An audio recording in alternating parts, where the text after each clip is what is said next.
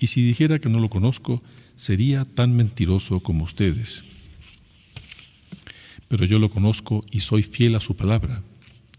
Abraham, el padre de ustedes, se regocijaba con el pensamiento de verme, me vio y se alegró por ello. Los judíos le replicaron: ¿no tienes ni 50 años y has visto a Abraham? Les respondió Jesús: yo les aseguro que desde antes que naciera Abraham, yo soy. Entonces recogieron piedras para arrojárselas, pero Jesús se ocultó y salió del templo. Palabra del Señor. Gloria a ti, Señor Jesús. Dios te salve María, llena eres de gracia, el Señor es contigo. Bendita tú eres entre todas las mujeres y bendito es el fruto de tu vientre, Jesús. Santa María, Madre de Dios, ruega por nosotros pecadores, ahora y en la hora de nuestra muerte. Amén. Estas lecturas de hoy nos van aproximando de la Semana Santa, que la Semana Santa ya comienza este domingo con el Domingo de Ramos. Vemos que nuestro Señor en el Evangelio está en el templo discutiendo con fariseos, escribas, con el pueblo judío.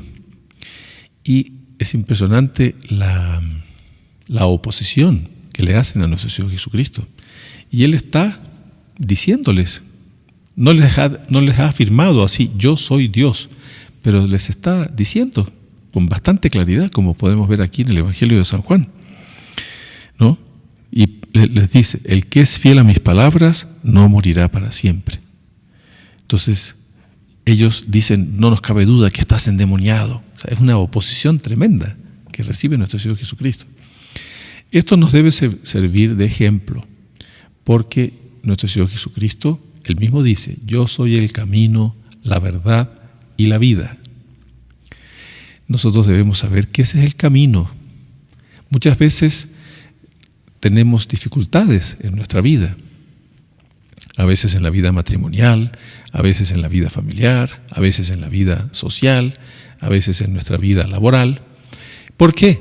Por razones de fe, de que las personas de fe en general provocan rechazo. Entonces, si usted que me oye reza el rosario, si usted es una persona de fe, etcétera, con toda seguridad habrá tenido oposición, como le digo, en todos los ámbitos en los que uno se desenvuelve, en la vida matrimonial, familiar, social, laboral. ¿Por qué? Porque no hay que hacerse ilusiones. La vida, la coherencia con la fe despierta reacciones contra. Aquí es clarísimo. Nuestro Señor solo les quiere hacer el bien, y sin embargo la reacción es de un rechazo tremendo.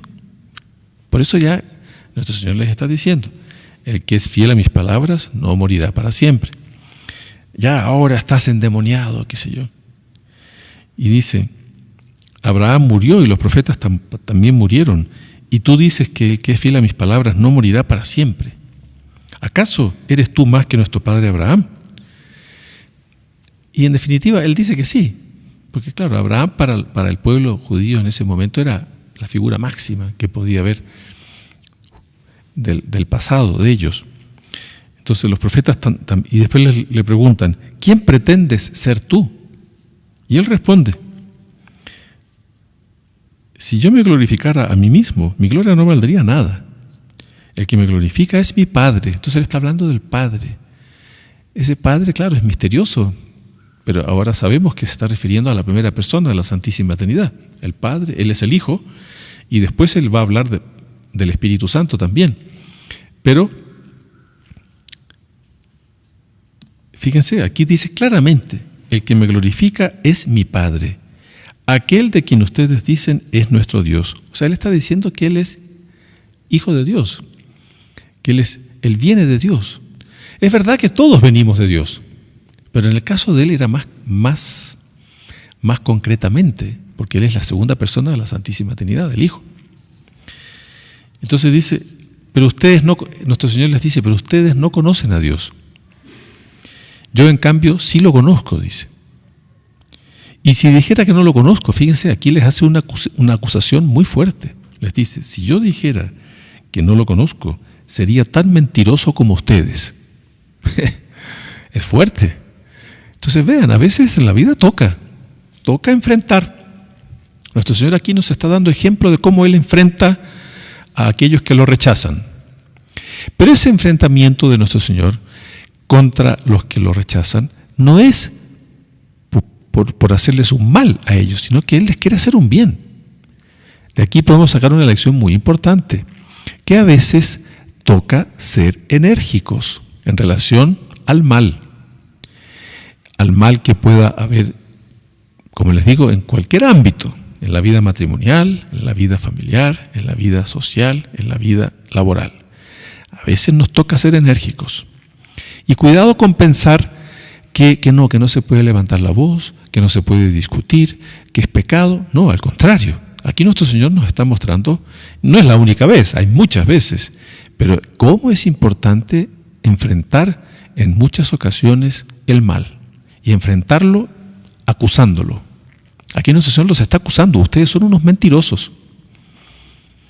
A veces toca, fíjese en la educación de los hijos, un hijo miente y usted, papá y mamá, se da cuenta, usted le dice, hijo, no mientas, estás mintiendo. Usted lo está enfrentando, lo está acusando. A veces en la vida familiar, a veces toca a un hermano decirle al otro, oye, no hagas eso, no seas mentiroso. A veces son otras cosas, a veces son cosas más fuertes. ¿Se fijan? Entonces no pensemos que es pecado enfrentar el mal, al contrario, a veces es obligación. Y si yo no enfrento el mal, yo puedo transformarme en cómplice del mal. Eso también sucede, fíjese, en la vida religiosa. El sacerdote, aquel que está llamado a enseñar, que está llamado a corregir. Porque vean, el sacerdote puede ser el papa, puede ser un obispo, un cardenal, un sacerdote. Tiene esa misión, la de transmitir la fe, la de formar en la fe, la de exhortar, la de corregir. Y es a veces pesado y es duro. Pero si nosotros no cumplimos con esa misión, estamos traicionando a nuestro Señor Jesucristo, porque si uno es sacerdote es sobre todo porque nuestro Señor Jesucristo quiere que uno sea el transmisor de las enseñanzas de Él. Si yo escucho algo contrario a las enseñanzas de nuestro Señor Jesucristo, en quien sea, podrá ser la persona más importante del mundo, yo no puedo aceptar esa enseñanza, porque la enseñanza que yo debo seguir es la de nuestro Señor Jesucristo. Y muchas veces nos da miedo decir las cosas. Ay, ¿qué van a pensar? Uy, ¿qué puede suceder?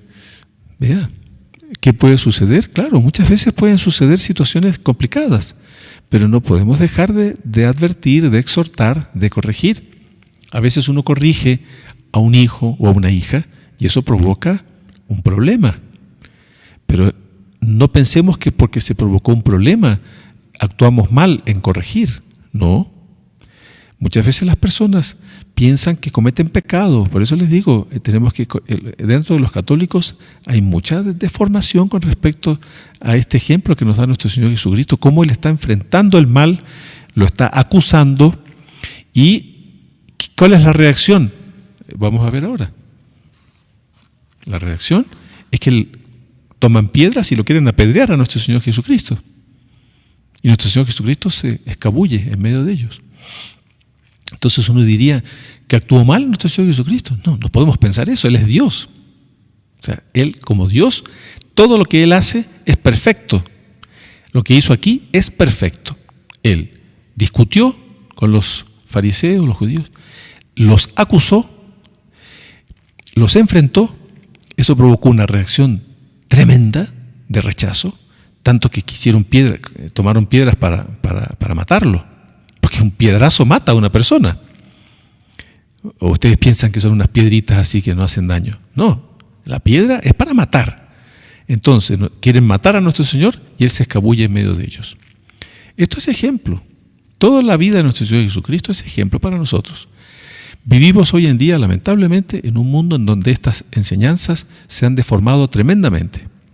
Y hay una idea muy equivocada, como les decía, que discutir, advertir, acusar al mal, como que fuera algo que no se debe hacer. No, al mal hay que acusarlo, al mal hay que denunciarlo.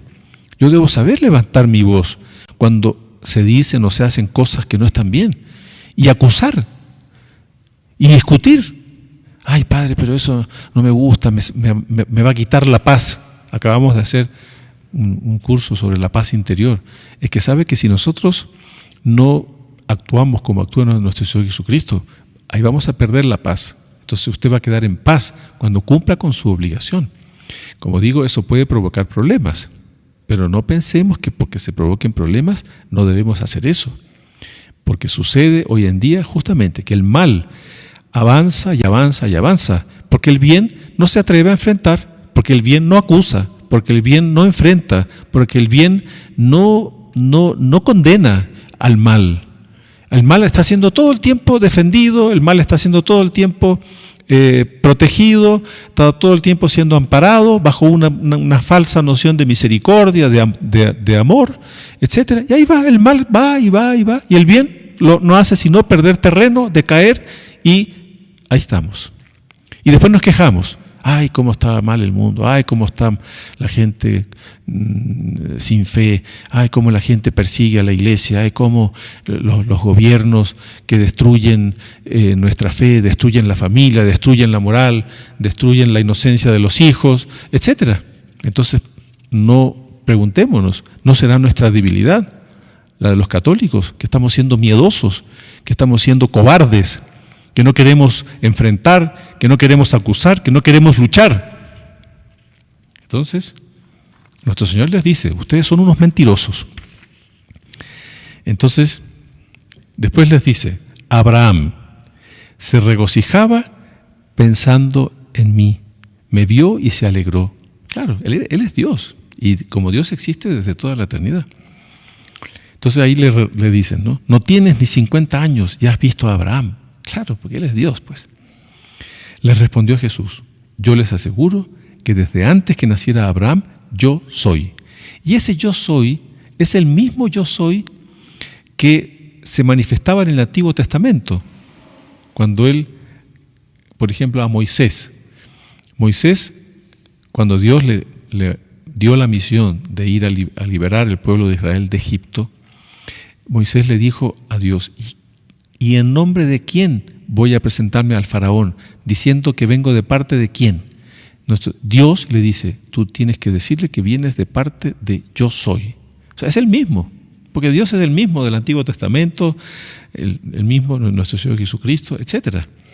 Entonces Él está afirmando que Él es Dios, pero claro, es una verdad muy difícil de aceptar y provoca un rechazo tremendo. Y aquí vemos, recogieron piedras para arrojárselas, pero Jesús se ocultó y salió del templo.